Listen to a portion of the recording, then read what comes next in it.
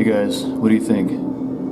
Should I make another reptilian shapeshifter movie?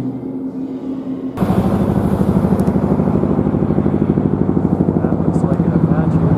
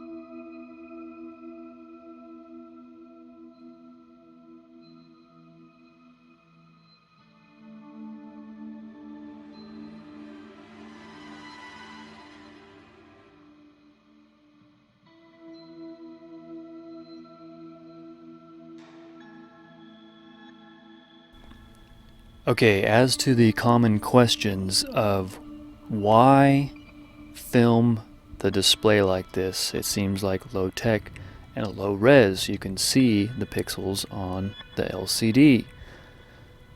The reason is simple actually, but let me explain it here.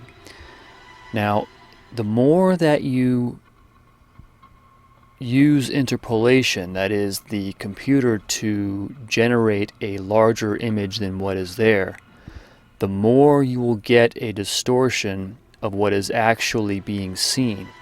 So in fact, doing this allows you to see the anomaly without distorting the image. For instance, when I started out, I would film something from the LCD, but film it from a distance, get it at a better resolution, and then I would slow it down. But when you slow it down, that is, use the slow motion effect in the film editor, what happens is it generates material in between frames, and you're not getting that's creating something that wasn't there originally. In reality, the demonic distortion, reptilian shapeshifting, is a single frame incident, as I find. In fact, even at 60 frames per second, you can go one frame, you see a monster or an effect or something, and then the next frame, it's gone. So these are these instantaneous, perhaps somehow the distortion or the showing of the demonic being and or its effect on a person is like a single burst of photonic display. That's one way to put it. But in any case, then you say, well, why not take the actual footage and then blow it up? It's for the same reason. When you blow it up, you're using interpolation. The computer is guessing what's in between in order to make it larger.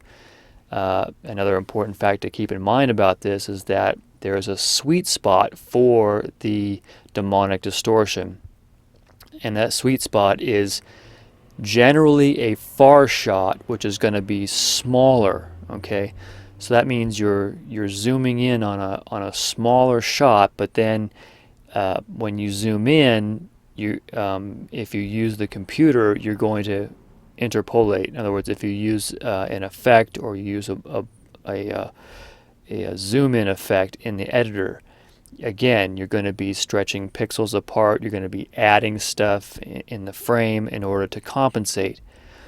This way, you can zoom in on the original shot as much as possible without distorting it.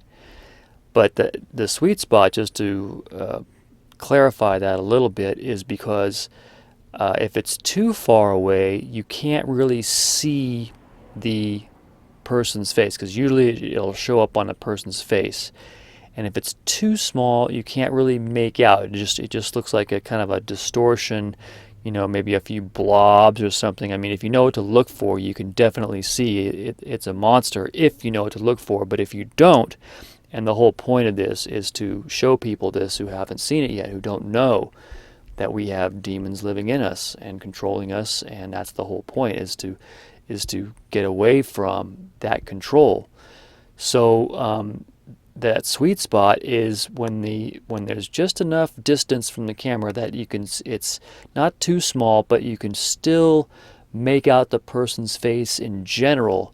And then you see these monstrous demonic forms where you really can see, these giant bulbous slit eyes, or these huge maniacal grin fanged mouths that appear around people, and these wicked looking elongated eyebrows and horns and all kinds of stuff. And there's a lot of different kinds of effects, but what I find is that the demonic distortion appears to be singular frame incidences. In other words, just for a second, and then it can switch off and or to a different being, which matches one interview that demonologist Chris LaSala, look him up on YouTube, showed in one of his videos where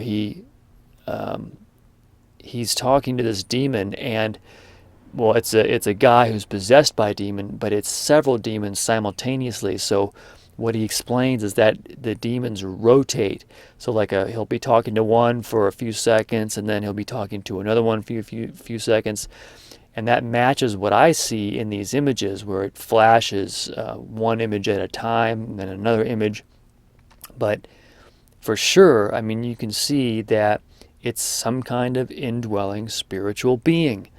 and generally not a lovely, kind-looking being. They always, one and all. Sometimes they look goofy, but and a lot of times they look just plain mean, just like vicious, man. Like you get a vicious, mean grin, or just a snarl, or just nasty looking beings that affect the way the person looks. I mean, it's not even a person anymore. It's like this demonic beast, and then the next frame it can kind of disappear, and you see the person's face more, and then a few frames later, you see the mouth open up. A lot of times, you'll see in certain far shots when it's kind of almost further than the sweet spot. It's when it's smaller, you get like the whole face looking like a dinosaur head. That the side of the mouth opens up, and you get this big snout, and the person's face kind of looks like this big snouted lizard. But I think it's just somehow the way this universe works that's going to show up in a far shot. And I think it's possible, I've commented on this before, that people see this in a certain way, like in their subconscious mind, they can see it. And there's some people that they just don't feel quite as easy around, because maybe they sense that demonic presence in them is especially strong, and they'll notice it at a distance. Sometimes I wonder if I see people from a distance, if I'm just imagining it, embellishing my own memory, because that certainly can happen and has happened to me. I mean, sometimes I've noticed myself maybe seeing something that wasn't there for a second, and then you just kind of blink and go, oh, okay, that wasn't there, and that's just your imagination. Or it could be a slight psychic reading. You're slightly seeing what is there for a second, and then there's other people who can really probably just see it outright. But I mean, I kind of find it hard to imagine that, because these people I've talked to that can see in the spirit realm, I think they're just seeing what the demons want them to see. If they saw these really ugly, monstrous forms, they'd be like, whoa, holy cow. They'd be out preaching and saying, hey, you got to repent, or these things are going to drag you to hell. Because that's what I think their whole economy is based on. It sounds weird to say this, but what we find out is that these are not just these random spiritual monsters running around aimlessly and mean. No, they have a mission. They are harder working and more organized than humans. That is what's really hard to believe. But I got that information after looking over several things over time, and it matches other information. These beings are not disorganized. Their attacks are very specific, very targeted, very organized, and long-term. Longer-term thinking than humans have, to the point where we would just think that would be a ridiculous thing to even try, because it's, you would say, well, you got to see results in some time, and if you can't see results, then how can you possibly know if their plan is working? But if you think in that way, you're not going to understand the depth of the attack that we're under, which is that they will use anything and everything to make the person think that they don't have anything to worry about.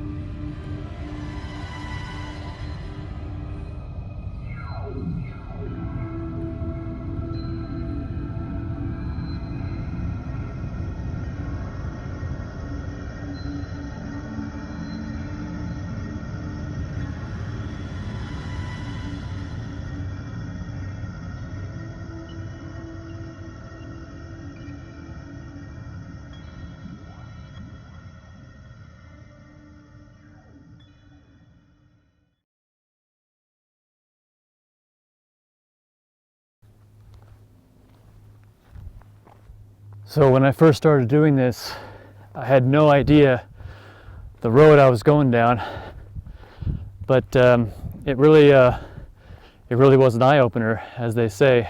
You wake up, and because it started when I was searching for something dark, because I had attended a convention, an anime convention, and there was something there, and I don't know whether it was, I think it was the place, because they held the adult con there.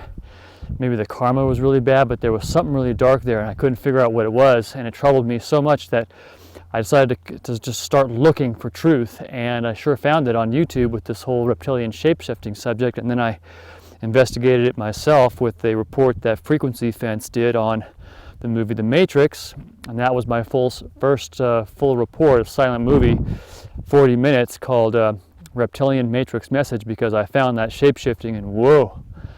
And I was really blown away by it, but within 15 minutes, as I mentioned, there was helicopters, 7 of them, like hovering right above my house. I thought it was a drug bust, but then they kept these flyovers going, which I call buzzing. Permission to buzz the tower, like from Top Gun. Permission denied.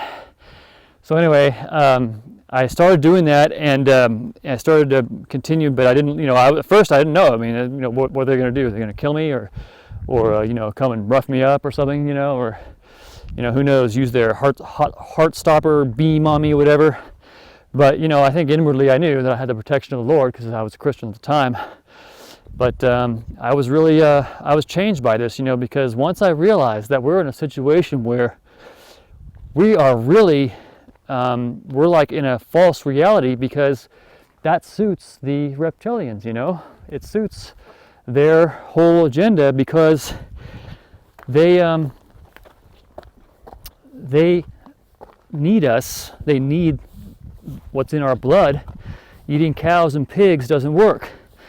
That's what I found out, you see, because Adam's made of the dust, and God said to the serpent, "You are cursed above all the beasts of the field," which, by the way, there are a whole bunch of different kinds. They're like, there's most notably the werewolves. So you got the canine beasts. It's literally a bipedal canine type being, alien, whatever. And I think they are from, these are other planets. I do believe in extraterrestrials. It's just that the scripture doesn't specify that particularly, but in the vision that God showed William Weiss, his record on YouTube is 23 hours in hell. Just check it out. Type in the search engine, and he says that God showed him not just Earth from above, but the universe filled with billions of planets, and then God said that, and what Bill said is that God showed him his power, and that he could feel all the beings in the universe, and how God had control over all of it. It's Jesus next to him, Jesus of Nazareth, okay, died on the cross for our sin. He's talking to Bill Weiss, telling him that is showing him his power, that he had control over everything in the universe. It's mind-blowing. So anyway, now that I know that, it's a situation where I really feel like I've got to at least do my best to tell people what's going on, because I think a lot of people obviously don't know about this, and one thing I've realized too is that people generally don't want to know the truth. That's what I found. I mean, if people really wanted to know the truth, this would be more widely known. If they want to know the truth about 9/11, see, somebody told me about 9/11 13 years ago, and they didn't do a good job of explaining, but they were sincere in trying to tell me this, and I could not believe it. And it was only 10 years later when I started looking for this dark truth. That was the first dark truth awakening thing that I found, when I saw the 2-hour movies on YouTube showing how Building 7 couldn't have collapsed on its own like that, just from a little bit of fire, and how a jet couldn't have crashed into the Pentagon. I just, I was blown away, and that was my first awakening into realizing that our reality isn't what we grew up with. It's completely different. And then I came across as I began to, what happened for me really, and I've said this before to explain it in more depth, but basically what happened was once I realized that they could carry out this conspiracy, there had to be something more than human behind it. That's the feeling I had about it. And as I looked, I happened upon the reptilian shapeshifter subject.